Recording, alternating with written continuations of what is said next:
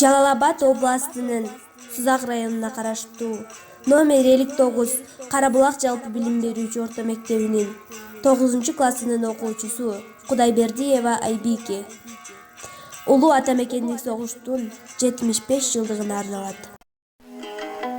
Тынчтыгы күн сүргөн талаалар, мелмелдеп кири жок аккан дайралар жана эч кимге зыяны жок жаратылыш.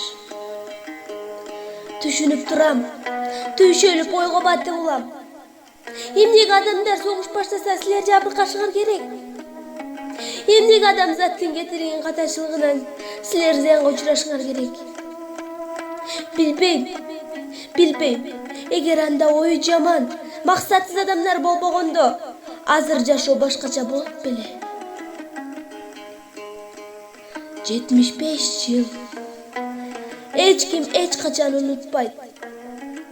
Эгин баскан талаалар, канжыттанган майданга айланып, балык сүзгөн дайрада адам сөөгү сүзүп калат деген кимдин оюна келиптир дейсиң?